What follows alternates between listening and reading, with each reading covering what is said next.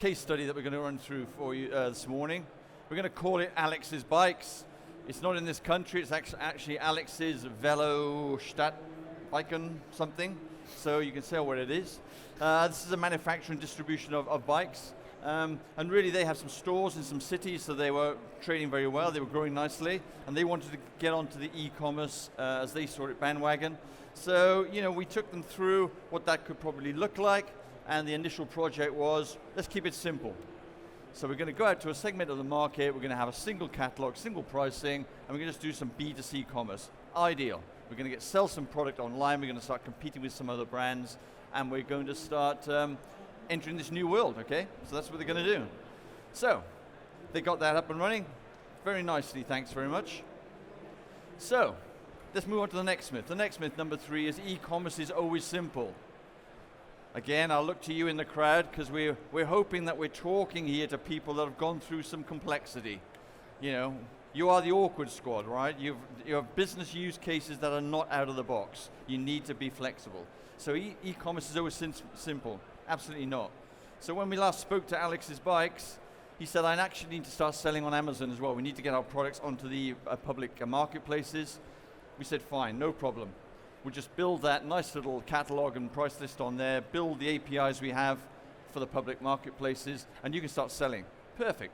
Thanks very much. I'm now selling my same products into a different marketplace, and it's all working very nicely. So then he said, actually, we've got some demand from businesses. So we have some people who want to do deliveries, we've got some companies that want to rent out bikes and hire them out. There's big business going on in the south of this country. For tourism, so we want to do something a bit different. So we want to go to B2B. Now this is actually where the complexity starts to come in. Those of you who are doing B2B projects now will see that and understand that.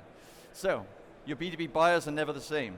Your B2B buyers are big, your B2B buyers are small, they require special attention, special buying processes, or they require some automation and support through some sort of portal, because there's a lot of them, okay? So there's very segmented in terms of B2B, but can I still do that? Yes, of course you can. So what do? So we pretty much develop this B2B system, plug it into the existing platform, and we allow them to build catalogs and price lists specific, not only for B2B customers specific, but for B2B segment specific, okay? So there's a lot of flexibility in building that. Alex is chuffed. He's up and running, he's now got a complete new revenue channel, and the bikes are going out of the shop like crazy, okay? So, now he's got an idea. Any of you people out there that are triathletes, multi-athletes, keen cyclists, I can see them all there smiling, going, yeah.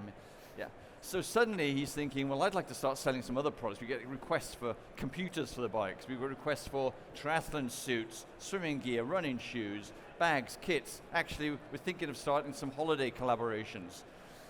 But I want to deliver that all through the same experience. I want it to be Alex's experience, okay, to these customers. So we said, that's fine. What we need to do is integrate these suppliers into your shopping experience, okay? And how do we do that? So we build a nice third-party marketplace for you, whereby your customers are getting a unified Alex experience. The system is then analyzing the shopping basket by order line level, and is then supplying it back to those third-party suppliers for fulfillment. Dropships vendors, all sorts of complexity at the back end. The system is now taking that out. So we've got another revenue line. This is really cranking up this revenue line. There's a lot of profit to be sliced off the top of this one. Okay, and now we're into some real customer service angles. When you've got a marketplace like that, you need some order management capability, and now you're going to start offering customer service like buy online, pick up in store, other type of offers for your consumers, and that really requires you to own and control that order, so order management. So suddenly you can see how the complexity of poor Alex thought he was going to sell a few bikes, is now building and building and building as his business grows and as he looks for new markets and new channels, okay. So, now they want to do some clienteling. So let's have a look at that. You can see now that the channel explosion at the front end of commerce is quite incredible. Last year we put 2 companies' dealerships into the metaverse. Okay, a little bit whiz-bangy, but actually that just shows that channels, wherever they are, can be applied very, very quickly. And of course you have VR, HR, we just have the mobile, or you have some other channels that your customers are going to be looking into. And that again is a simple add-on to the system for Alex. And finally, I think, what about your employees? So he wants to start a little employee internal store, a service for employees and partners to buy the products using coupons and points that they've accumulated over the year through good work or through other examples. So finally, we've got our employees and our partners benefiting from the same channel. Now you could say finally, but Alex has actually got plans. He wants to go into franchising, okay? He wants to go into other second user market, the circular economy. So there's more channels, more use cases that we can add onto this system. And suddenly you see Alex has started a very simple B2C store. Now he's running his complete business online. Typically, that would be 4 to 5 to 6 different systems supporting your B2C, your B2B, your marketplaces, your order management. We're going to tell you now how that isn't 4 to 5 systems when you're looking at Sitecore Order Cloud system, okay? We bashed that myth. Myth number 4. So all of that I love that composable story, right? That's a real case study. I'm going to whip through a couple others, because it's about how you start small as if it was a proper retail business. You start with a single product, you start with a single shop. Offline, you do the same online. If you're not a classic retailer, if you're a distributor, if you're a manufacturer, or indeed, if you are a theme park, you're not a retailer, you don't have that internal muscle memory, so you need to start somewhere. So another Sitecore client, I don't know if you guys know this, is like Walt Disney World in the Middle East, right? They've got a whole host of brands. So you've got Batman and Warner Brothers, and you've got SeaWorld in Abu Dhabi, and you've got Ferrari World, and all these great brands. And the very last thing all of these brand police are going to let you do is build some terrible generic platform. And you know the experience, you go onto a lovely looking website, some great content, incredible experience, you press buy now, and you go off to some weird, clunky, templated solution. The beauty of Sitecore is its providence is all in web content management. So the continuation of that orchestrated customer experience is there. And so we built this, and let me just tell you the results. Put it all on sort of Sitecore Commerce, put it all around this great engaging content, and the brief was, can you create an e-commerce ticket buying journey which is as magical as the actual theme parks itself? And here's the results quickly, right? So this was as soon as we went live, and compared to pre-COVID times. So they're real numbers. Highest ever online revenue in a day, highest ever online revenue in a week, 200% increase in pages per session, 300% increase in organic traffic, and of course that all came because of the increase in customer experience. So I've taken the names off, you can guess who these competitors are, and this whole thing about how do we actually move up and improve the customer experience. And this is the point we're trying to make, is if you're not trying to create a little ton of Amazon sort of site where it's generic and not impartial to what the products are, and actually you're saying we've got a product and this is the best product in the world and we're differentiating on this product and we want to show that competitive advantage and indeed have our customer experience embody that very thing that makes us who we are, and we want to do it in a composable way so we can learn to be retailers, then Sitecore Commerce is the platform for you. And second to that, I want to talk to you about another oddball organization that wasn't a retailer and didn't know how to do retail, and it's a bank, right? So again, this is a bank, actually funny enough, another one in the Middle East called Emirates NBD. It's the largest bank in the Middle East, and it has a 24% market share. There's 54 banking licenses in the Middle East, and yet still these guys have 24% market share.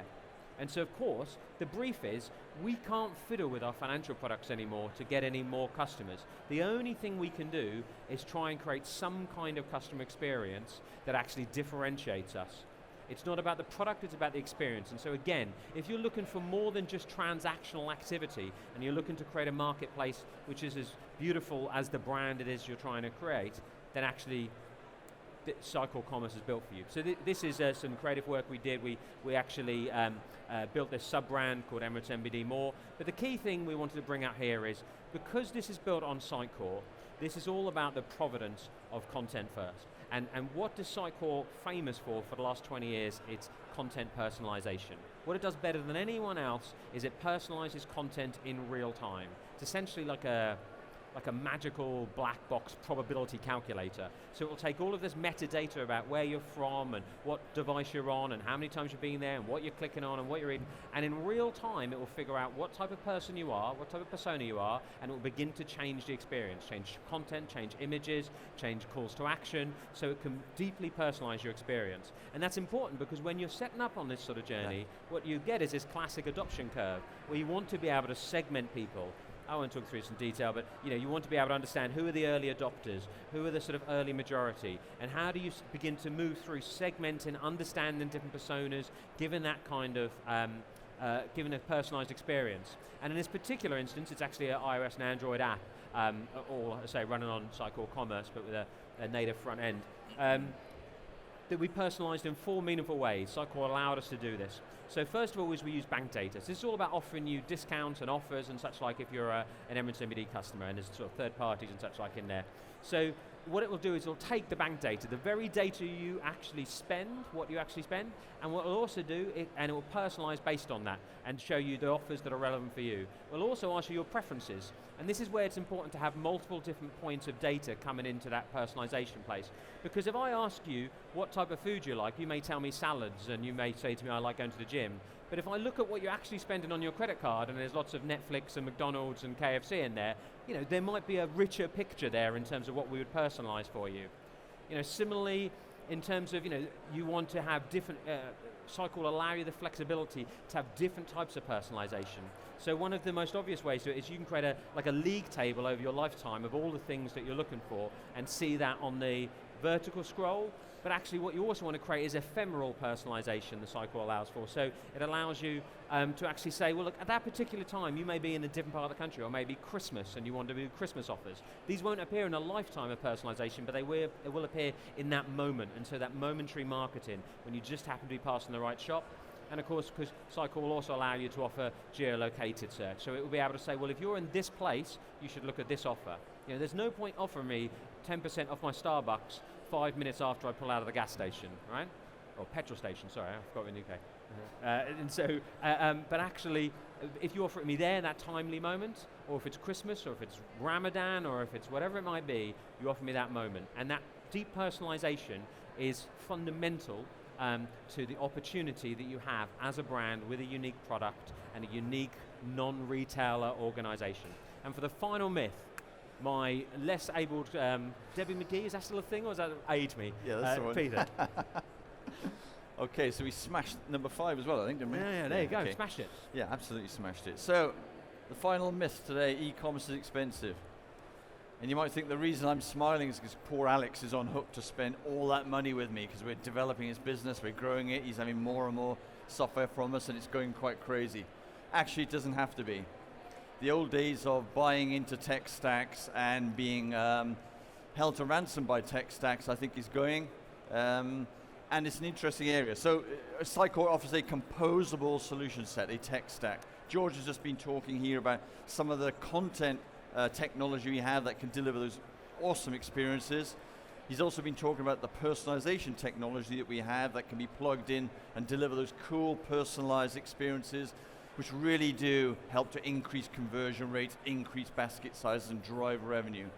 From a transactional point of view, if you looked at what Alex was doing with his bike business, he had this very, very modern platform to use, which he was basically just picking functionality and capabilities off as he went along. And as you can see here, Sitecore Order Cloud, which is the commerce platform, the transactional platform, is an incredibly modern microservices API first based platform.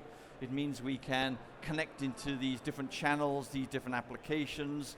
We can use some of the cool tech that's in this hall today. I mean, there's some really cool tech here, driving, helping you to drive your engagement and drive your conversion rate. But just a couple of facts about it.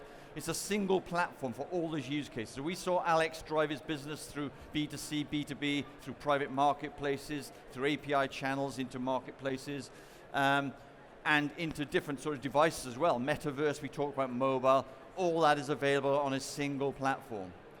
So Sitecore Order Cloud, you don't have any upgrades. It's a versionless platform.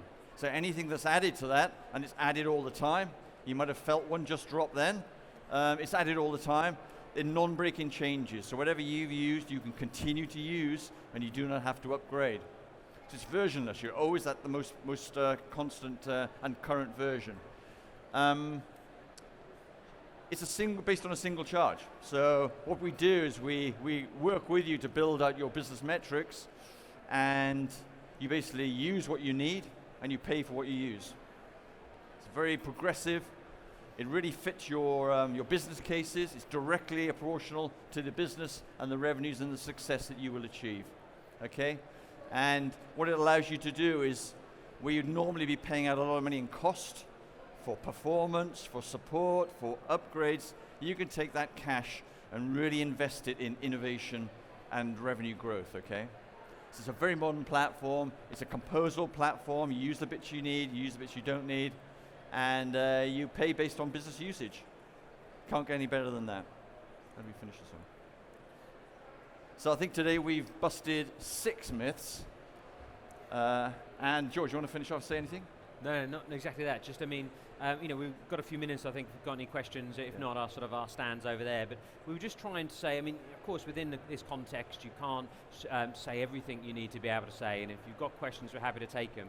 But at some fundamental level, if you are an organization that isn't actually a classical retailer and wants to learn to do retail, but wants to also go live with something small, to test, to learn, and to have the kind of platform where you can do that thing small, and you're not restricted by the monolith, or you don't have to pay the big bill, and actually you can build all the capability you need for complex supply chains, for order management, B2B, B2C, etc., then this is a platform, a composable platform that will grow with you.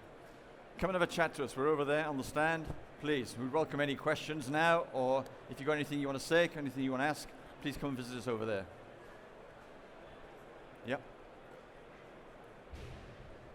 Thanks very much for your attention. Thanks so much, guys. Cheers, all the best.